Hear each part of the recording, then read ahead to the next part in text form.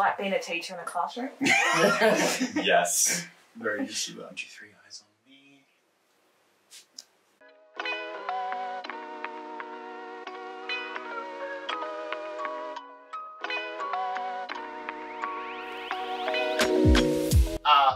I'm Isaiah. Yeah, I'm Lachlan. And we're co-directors of Mr. Burns' A Post-Electric Play. Yeah, so pretty much that. What does that entail?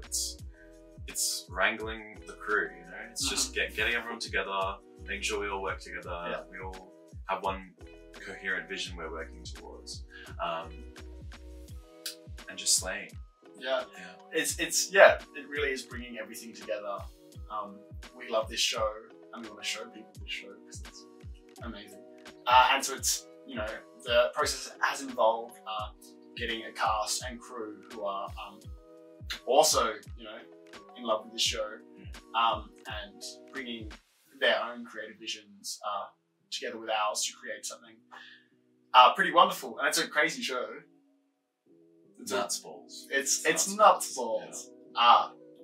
I think it's been from the start quite ambitious. We've been aware of how much effort and time I think it was going to take, but it's really coming together. What do you like and dislike about being co-directors? Well, he smells. Well, I hate Lachlan. Oh. Well, at least mine was specific. No, you like my smell. He smells really nice. Yeah. Yeah, that was a good thing. He smells. You go. I think what I enjoy is that we're often on the same page, and when we disagree, he lets me win. Wow. We're good at discussing. We are. And compromising. Yeah, exactly. And I think that's a big thing when we headed into this was we chatted a lot about how we're going to approach it, and how we work together. Yeah. And I think we do that really well. We haven't had any big fights. No, we haven't. Where it's just hug and make up.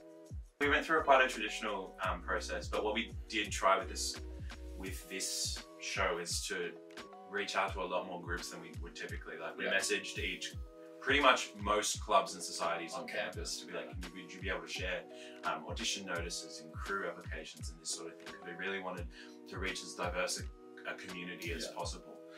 Another thing we also did was we really wanted everyone involved in the show to be someone who has kind of, you know, is passionate about the text. Yeah. And so what we did was we put out in those call outs, come read the script, and chat to us about your thoughts. And so plenty of people who auditioned and both applied for crew positions came and read the script beforehand, and we chatted to them about their thoughts and everything to make it so, you know, it wasn't just us saying, this is the text, this is what you do. It was more letting people sit with the text and bring forth their own ideas and thoughts, and let that kind of inspire, you know, if we saw someone was really passionate about it and had a real love for the text or had some great ideas, we let that kind of drive the process. Yeah.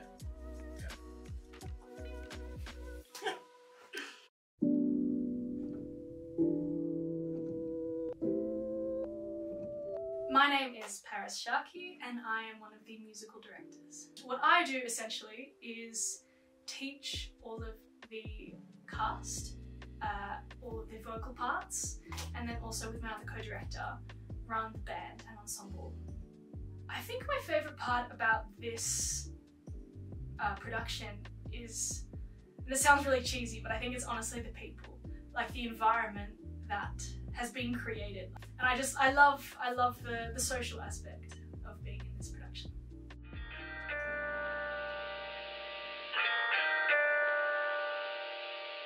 Five minutes of like potential quiet.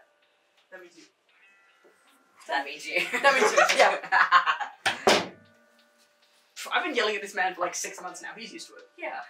Okay. I'm Natasha. I'm Malachi. We are the costume designers for Mr. Burns. Yeah. What does that entail? That entirely Doesn't depends. entail. Yeah. Mostly it's sort of working out how you bring out the character, well, the personality of each character through what they wear, how they dress. Because obviously you've got to turn 8 teenagers into sort of young adults, make them look like they've actually got a job and a past that has to have existed before the show starts. You've got to go, yeah, these aren't people that were spontaneously created in the instant that this first scene starts. They're people who have a life and history, and you've got to sort of make that real through what they're wearing. And it really is working with the actors themselves and figuring out, like, what they want for the characters, what they are, how they gotta portray the characters as well, and really working closely with them. Yeah, just make sure everything matches. Yeah, pretty much. Most of Act 1 and 2, we got people to bring their own, Yeah. because it's like it's day to day wear. It's like, yeah, I mean, it's literally the whole point of it is what would people be wearing if the apocalypse hit now? What would Eli wear on a daily? What does Eli wear on a daily basis? No, so a lot of it was like, can you bring your own, like, jeans, t-shirts, stuff that people already own, because if you don't have to do sizing, it makes your life easier. Yeah. And then some of it we got from Green Shed. Shout out to Green Shed for helping me solve all of my costume issues this year. Some of it from the storeroom. A lot And of it then, got from Green Shed, actually. yeah, we got a lot from Green Shed. And then Act 3 was a slightly terrifying combination of the storeroom, Green Shed, scissors, Sewing kit. Needle thread. my own sewing Yeah. kit. my fencing gear. Yeah. And interesting fashion life decisions that I have made in the past, which resulted in me owning a sword. Yeah. I don't know, sometimes you just find it places. Actually, it was definitely the hardest Yeah. ever. Actually, it was difficult.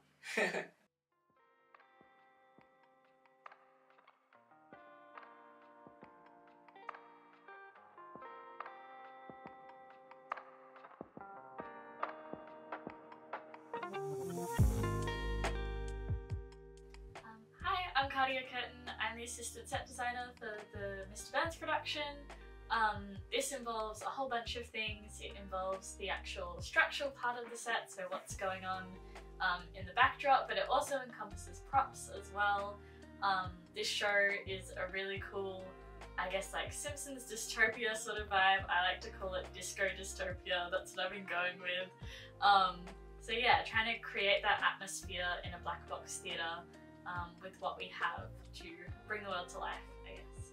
Finding props can come from a couple places. So we have a big old storeroom which is shared between the ANU Theatre Societies, where existing stuff lies, but Facebook Marketplace is also a massive resource for us as well. Since this show is has some quite specific needs, a lot of the set pieces and props we're making ourselves just to fit exactly what we need.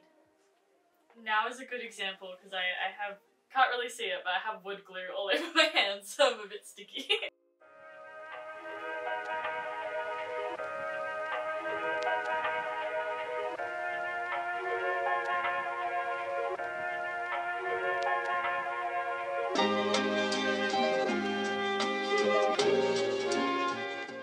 Hello, my name's Thomas Neal. I play two characters in the play, one whose name is Sam, and he is a stoic, quite a stoic and solemn character who acts as the protector of the group in a world that's kind of gone wrong. Then the second character I play is one more toward the end. I play the character of Mr. Burns, who was a Simpsons character, but in this recreation, he takes on a couple of different inspirations. He's sort of based on Mr. Burns from The Simpsons, but also on another evil character in The Simpsons, Sideshow Bob, this British evil guy.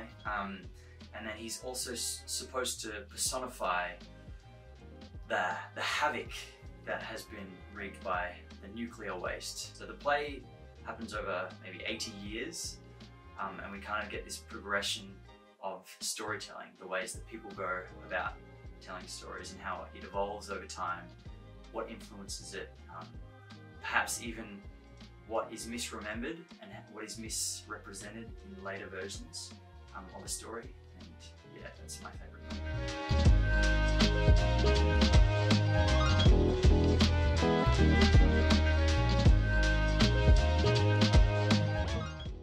Yeah, that's what this There's is your 2-minute video there. Yeah, There you thank go. you. So,